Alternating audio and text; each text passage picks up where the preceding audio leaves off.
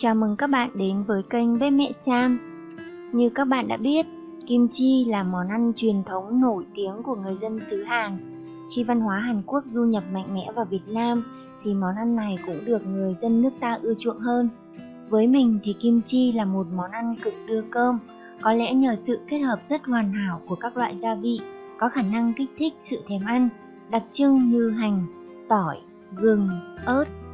Khi làm kim chi thì cần rất nhiều nguyên liệu, nhưng quá trình làm thì lại không quá phức tạp và có thể làm nhiều một lúc rồi để tủ lạnh ăn dần nữa. Nên thực ra không hề mất công tí nào luôn. Nhiều người băn khoăn về cách làm kim chi Hàn Quốc sao cho chuẩn vị nhất. Hôm nay nhân dịp nhà mình làm kim chi cải thảo, mình sẽ xin chia sẻ cách mình thường hay làm tới các bạn luôn nha. Cách làm của mình với những nguyên liệu rất dễ tìm, nhưng đảm bảo không khác gì với kim chi truyền thống của người Hàn Quốc. Tiêu chí đơn giản nhất nhưng đảm bảo ngon nhất nha các bạn. Nguyên liệu để làm món kim chi rất là đa dạng, và bạn có biết là ở Hàn Quốc có bao nhiêu loại kim chi không? Chính xác là hơn 300 loại. Vâng, 300 loại kim chi đấy ạ. Người xưa đã nghiên cứu ra hơn 300 loại khác nhau, tùy theo từng vùng miền trong đất nước của họ. Kim chi có nhiều loại khác nhau như kim chi dưa chuột, kim chi củ cải, kim chi su hào. Theo thống kê thì có 4 món kim chi được nhiều người yêu thích nhất và lựa chọn trong những bữa ăn của mình. Đó chính là kim chi cải thảo, kim chi củ cải, kim chi dưa chuột, kim chi củ cải non. Nhưng loại kim chi phổ biến nhất, được nhiều người thích ăn nhất, đó chính là kim chi làm từ cây cải thảo. Ở đây mình có chuẩn bị 2 kg cải thảo. Cải thảo của Hàn Quốc rất to và dài, chắc tay, nhìn rất ngon. Nhưng ở Việt Nam thì cây cải thảo không được ngon như vậy. Hôm nay mẹ mình cũng đã cố gắng rất nhiều để tìm mua được 2 kg cải thảo này đây. Tuy không được ngon bằng cây cải thảo của Hàn Quốc, nhưng ở Việt Nam như vậy là cũng đã khá ngon rồi. 1 củ hành tây lớn, 2 củ cải trắng khoảng 300g, 1 củ cà rốt lớn khoảng 200g, hẹ và hành lá,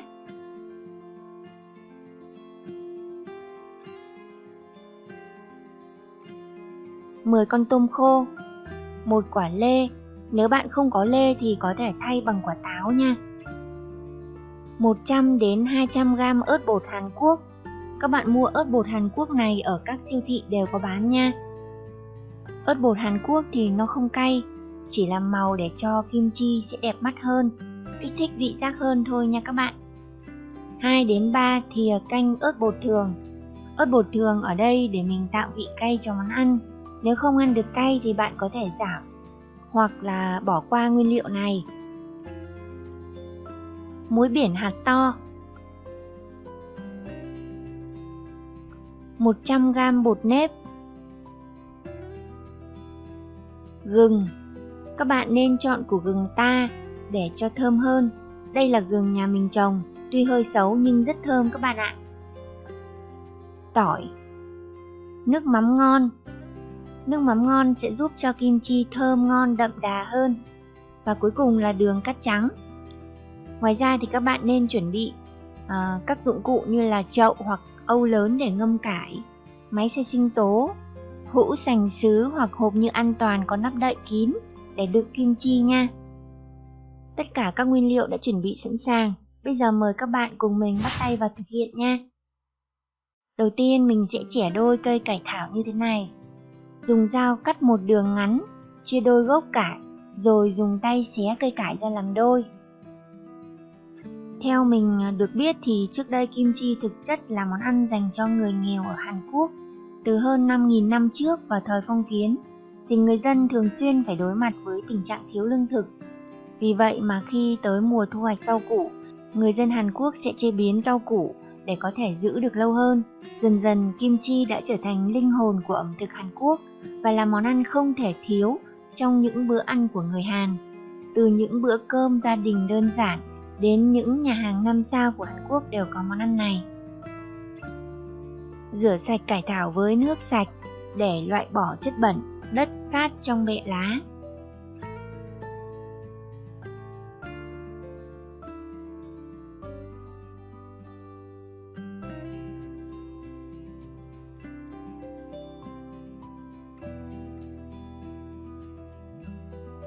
Tiếp theo thì mình sẽ pha nước muối ngâm cải thảo khoảng 90g muối biển hạt to trên 1 lít nước. Dùng nước này thì mình sẽ rửa sạch lá cải và chú ý là rửa sạch bên trong kẽ lá. Mình sẽ chẻ cải làm đôi luôn, tức là một cái cây cải thảo ban đầu mình sẽ chẻ ra làm 4. Vừa rửa cải thảo xong thì mình sẽ xếp cải thảo lên và cái phần gốc cải thảo thì chúi xuống dưới chậu nước muối nha các bạn.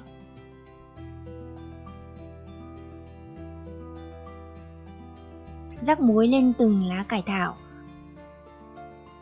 Chú ý là nên rắc muối nhiều hơn một chút ở phần bẹ trắng của cây cải thảo, vì phần này dày hơn nên bạn cần rắc muối nhiều hơn, và ít dần cho đến phần lá. Phần lá thì các bạn có thể rắc một chút thôi nha. Mình sẽ làm tương tự cho đến hết phần cải thảo. Sau đó mình ngâm cải thảo với muối như thế này. Mình sẽ ngâm cái cải thảo trong muối như thế này khoảng 3 đến 4 tiếng. Trong khi ngâm thì cứ 1 tiếng thì mình sẽ đảo lại cây cải thảo, phần mặt trên xuống mặt dưới thì sẽ cho lên trên.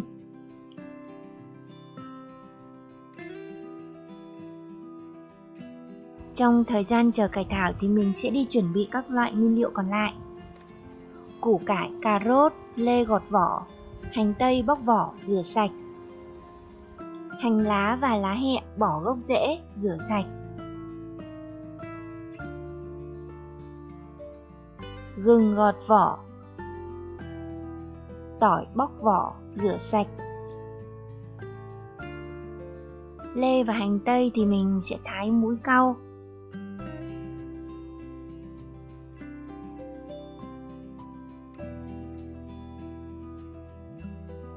Hành và hẹ thì mình thái khúc khoảng 3 đến 3,5 cm.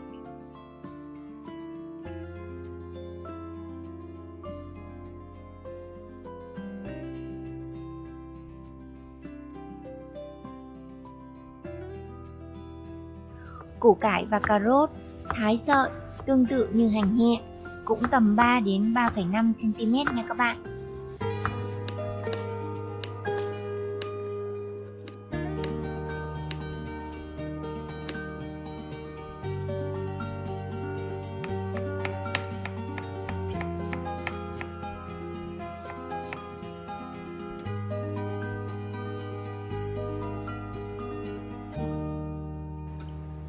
Sau khi ngâm cải thảo 4 tiếng, mình kiểm tra cây cải. Cây cải cọng dẻo, có thể bẻ gập mà không bị gãy là ok nha các bạn. Rửa lại thật kỹ, khoảng 2 đến 3 lần trong nước lạnh.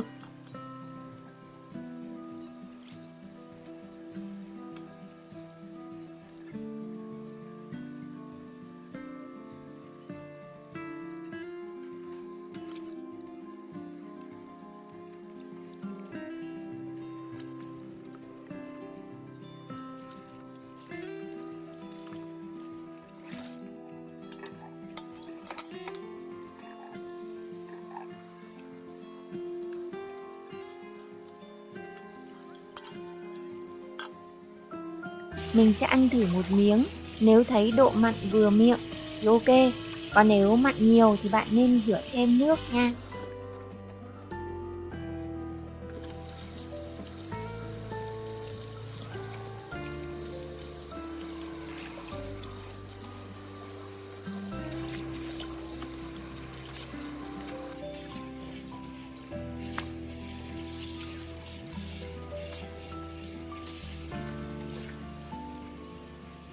Phơi cải thảo chỗ mát thật ráo nước trong khoảng 1 tiếng.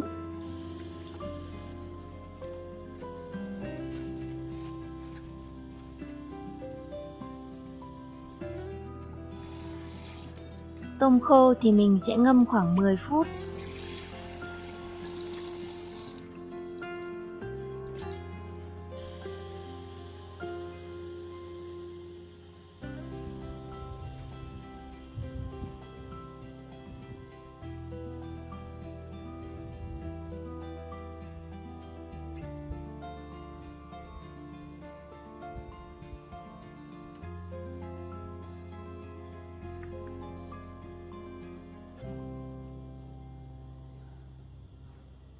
cho vào nồi với 200ml nước.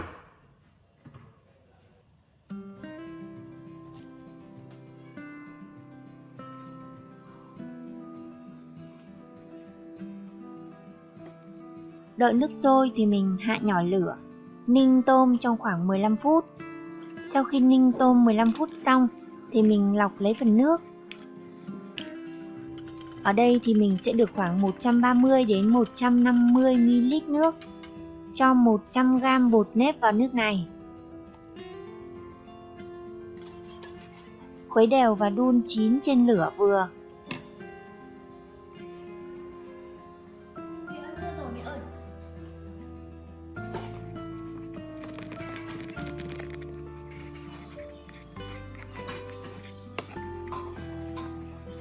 Các bạn nhớ khuấy đều tay để tránh bị cháy dưới đáy nồi nha.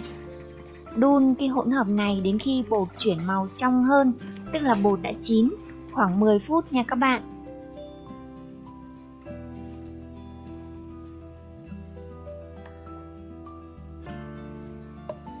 Mình sẽ cho vào cối xay sinh tố các loại, phần gốc hành, gừng, tỏi, hành tây, lê, thêm bột nếp đã nguội và tôm khi nãy mình ninh chín vào. Rồi mình đem xay tất cả.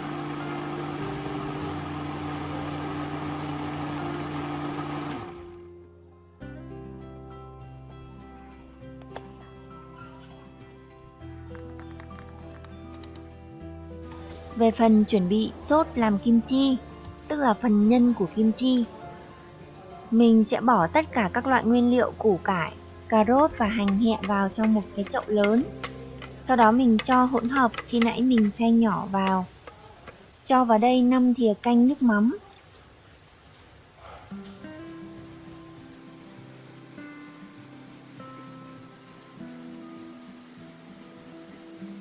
Hai thìa đường.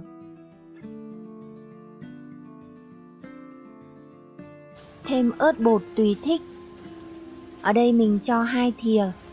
Nếu bạn nào ăn cay nhiều thì có thể cho thêm phần ớt bột Việt Nam nha. Còn nếu bạn không ăn được cay thì cho ớt bột Hàn Quốc thôi. Mình cho vào đây 200g ớt bột Hàn Quốc.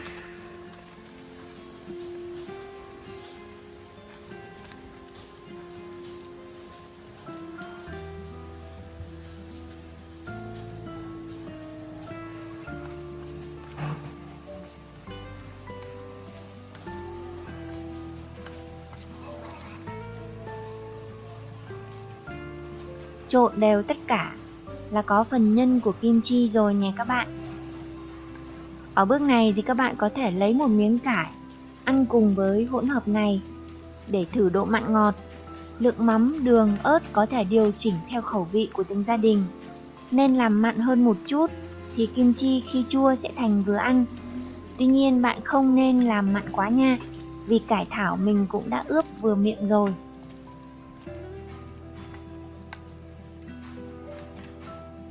Nhìn màu sắc phần nhân kim chi này bạn có thấy kích thích chưa? Sau khi phần cải thảo được khô ráo nước, sau đó mình sẽ phết nhân lên từng bẹ lá. Các bạn nhớ mang găng tay để phòng bị bỏng ớt nha. Phết phần nhân kim chi đều hết lên cây cải. Chú ý là phần trong kẽ lá. Bạn có thể nhét thêm một ít nhân vào bên trong luôn.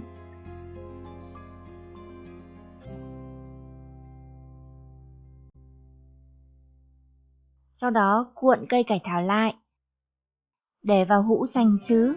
Mình làm tương tự như vậy cho đến khi hết cây cải thảo.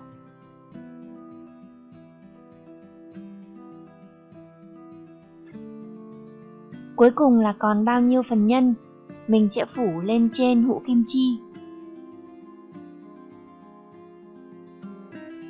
Mình sẽ đậy kín cái hũ này để ở nhiệt độ phòng khoảng 1 đến 3 ngày, tùy vào thời tiết từng nơi bạn ở. Nếu trời lạnh thì có thể lâu hơn, đến khi kim chi chua như ý muốn. Ở đây thì mình ở miền Nam nên thời tiết cũng hơi nắng nóng, nên là sau 2 ngày mình sẽ kiểm tra kim chi, ăn thử. Nếu kim chi chua nhẹ thì mình sẽ cho vào hộp nhựa an toàn. cất vào trong tủ lạnh để ăn dần. Còn nếu kim chi chưa chua thì bạn nên ủ tiếp và kiểm tra lại sau. Bảo quản trong tủ lạnh thì kim chi sẽ để khoảng 1 đến 2 tháng. Người dân Hàn Quốc thường chuẩn bị tất cả các nguyên liệu chế biến kim chi trước khi thời tiết chuyển sang lạnh hẳn. Họ muối kim chi để ăn cho tới mùa hè năm sau. Ngày xưa thì khi muối kim chi xong, người Hàn sẽ cho kim chi vào chum vại bằng sành sứ, rồi chôn xuống đất để kim chi lên men một cách tự nhiên. Nhờ đó mà kim chi có vị ngon rất là độc đáo. Kim chi truyền thống được chế biến đơn giản từ cải thảo và nước muối, nhưng sang thế kỷ thứ 12 thì thành phần kim chi có thêm nhiều loại gia vị khác để tạo nên sự đa dạng trong hương vị và màu sắc của kim chi. Hiện nay thì ở Hàn Quốc thì người ta sẽ làm kim chi vào mùa đông và ăn quanh năm. Nhiều nhà thì theo mình biết thì họ sẽ mua cả một cái tủ lạnh chuyên dụng để bảo quản kim chi ăn dần. Kim chi là một trong những món ăn không thể thiếu trong các bữa cơm của mọi gia đình Hàn Quốc, và người ta có thể ăn kim chi riêng hoặc sử dụng nó như các thành phần của các món ăn khác như canh kim chi, bánh rán kim chi, cơm chiên kim chi cũng rất là ngon. Với cách làm kim chi cải thảo ngon chuẩn vị mà bếp mẹ Sam vừa chia sẻ, mình tin rằng các bạn có thể tự tay làm cho gia đình mình món ăn kim chi đặc trưng của Hàn Quốc này. Xin chúc các bạn thành công với món kim chi cải thảo ngon tuyệt của mèo này. Nếu có bất kỳ thắc mắc nào, hãy để lại dưới phần bình luận video này nha. Mình sẽ trả lời hết trong khả năng của mình. Và nếu bạn thấy thích video này của mình, đừng quên tặng mình một like, chia sẻ video tới mọi người. Và nhớ là nhấn đăng ký kênh Bếp Mẹ Sam và nhấn chuông bên cạnh để ủng hộ mình, cũng như để nhận thông báo về những video mới nhất của kênh Bếp Mẹ Sam nha. Xin chào và xin chúc các bạn có nhiều món ăn ngon mỗi ngày. Bye bye!